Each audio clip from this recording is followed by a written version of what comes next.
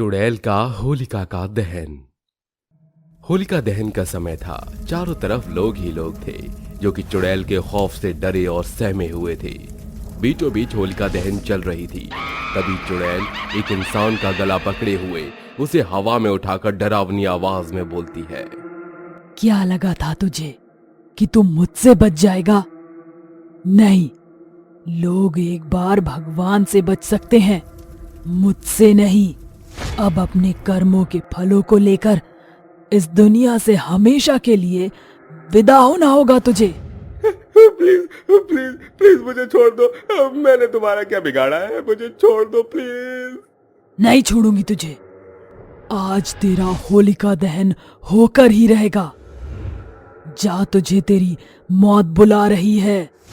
ये बोलते ही वो चुड़ैल जोर से उसे होलिका दहन में फेंक देती है। ये देखकर सभी गांव वाले सहम जाते हैं। तभी चुड़ैल बोलती है, अगर कोई मेरे रास्ते में आया भी तो उसका भी यही हश्र होगा। जिंदा रहना चाहते हो तो अपनी मर्यादा में रहना। चुड़ैल की बात सुन उस आदमी का भाई हरीश आगे आकर चिल्लाते हुए बोलता है, चुड़ैल, तेरी ये हिम्मत, तूने मेरे भाई को मारा, मैं तुझे छोड़ूंगा नहीं। ये बोलकर जैसे ही वो चुड़ैल पर हमला करता है, चुड़ैल उसकी गर्दन धड़ से अलग करके उसी होलिका दहन में जला देती है और कहती है, कोई और आगे आना चाहता है जिसे अपनी जान प्यारी ना हो? जो भी आएगा इसी तरह ही मौत पाएगा। नहीं छोड़ूंगी, कोई नहीं बचेगा, सब मरेंगे। अगले साल मैं फिर लौटूंगी किसी की जान लेने के लिए। इसी तरह गांव वाले डरकर अपनी जुबान बंद कर लेते हैं और कोई कुछ नहीं कर पाता। 2 साल बीत जाते हैं। पिछले 2 साल में चुड़ैल ने 2 आदमियों को होलिका दहन में जला दिया। इस साल भी होलिका दहन में किसी के जलने की बारी थी। तभी शाम के समय मोहिना अपने पति विवेक से कहती है, अजी मुझे तो बहुत डर लग रहा है। कल होली है, वो चुड़ैल फिर आएगी और पता नहीं इस बार किसकी जान लेगी। ये तुम क्या बोल रही हो? वैसा कुछ नहीं होगा, नहीं होगा, समझी तुम? आप इतना डर कर अटक कर बात क्यों कर रहे हैं? आप ठीक तो है ना? कितना पसीना आ रहा है आपको? कुछ नहीं, मैं ठीक हूँ। वो चुड़ैल है ही ऐसी कि उसकी बात सुनकर डर लगे। ये लीजिए, पानी पी लीजिए और सो जाइए। मोहिना की बात सुन विवेक लेट जाता है और करवट लेकर अपने मन में कहता है, कहीं इस बार चुड़ैल मेरी जान न ले ले। उसने मेरे 3 दोस्तों को तो मार ही दिया है। वो चुड़ैल मेरी जान भी ले लेगी अब। विवेक मोहिना की बात सुनकर सहम जाता है। पूरी रात सो नहीं पाता। आखिर ऐसी क्या बात थी जो विवेक को परेशान कर गई, और क्यों उसके 3 दोस्त को चुड़ैल ने होलिका दहन में मार डाला? जानने के लिए विवेक के पास चलते हैं। विवेक उठकर हड़बड़ी में अपने दूसरे दोस्त श्याम के पास जा रहा होता है।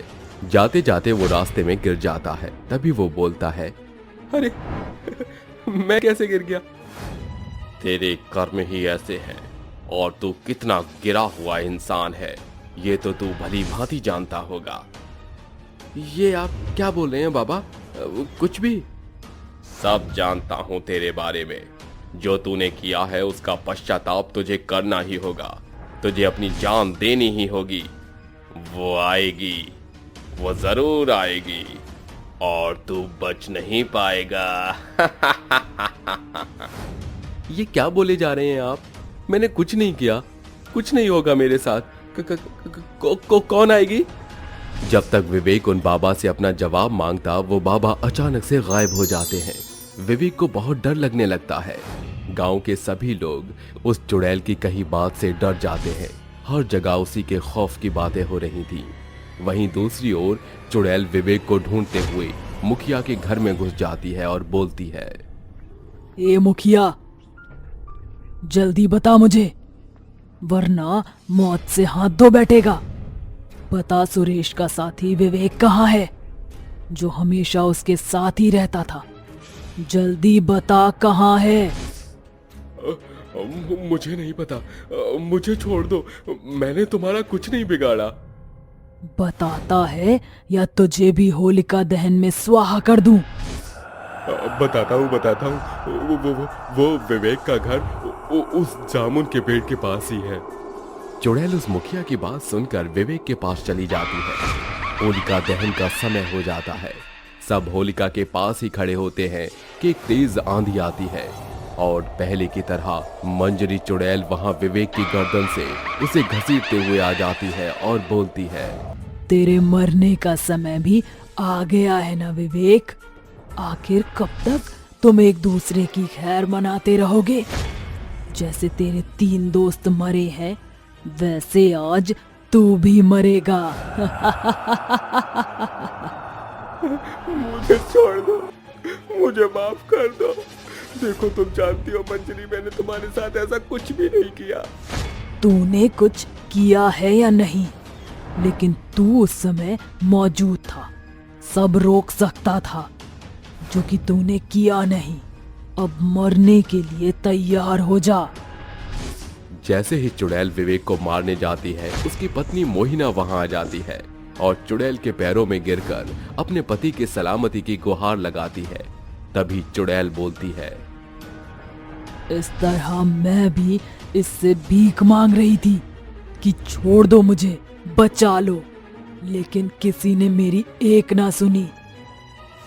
ऐसा क्या हुआ था तुम्हारे साथ जो तुम हर साल किसी न किसी को होलिका दहन में मार डालती हो? मेरे साथ क्या हुआ था? क्यों, तुम्हारे पति ने बताया नहीं? उसने और उसके दोस्तों ने मेरे साथ क्या किया है? मैं बताती हूँ। पूरा गांव आज तेरे पति की करतूत सुनेगा। 5 साल पहले की बात है। होलिका दहन का ही दिन था। मैं अपने बापू के साथ होलिका दहन की पूजा कर रही थी। तभी एक बड़ी सी लाल कार में 5 आदमी उतरे और बोले, अरे नमस्ते, होली की बहुत बहुत शुभकामनाएं। हाँ जी, आपको भी। अरे यहाँ कोई मैकेनिक होगा? वो दरअसल हमारी कार खराब हो गई है, क्या आप बुलाकर ले आएंगे? और हमें थोड़ा पानी भी पीना है। हाँ, मैं मैकेनिक को बुलाकर लाता हूँ, आप तब तक बैठ जाइए। मंजरी के पिता चले जाते हैं और मंजरी उन सब के लिए पानी ले आती है। पानी पीते वक्त उनका इरादा ठीक नहीं था और भूखे भेड़ियों की नजर से वो मंजरी को देखते हैं और श्याम बोलता है, अरे वाह, क्या कमाल की लड़की है, बड़ी खूबसूरत है। हाय, मेरा दिल तो इस पे आ गया। क्यों विवेक? हाँ भाई, है तो मस्त। ये बोलने के साथ ही 5 आदमी शराब पीकर नशे में धुत हो जाते हैं और मंजरी का हाथ पकड़कर उसके साथ जबरदस्ती करने लगते हैं। तभी मंजरी बोलती है, ये क्या कर रहे हैं आप सब? हाथ छोड़िए, मुझे जाने दीजिए। तुम्हें छोड़ देंगे तो हमारा जश्न पूरा कैसे होगा? छोड़ दो मुझे, मुझे जाने दो। साहब, आप तो कुछ बोलो, इन्हें रोको, मुझे जाने दीजिए। मैं कुछ नहीं बोल सकता।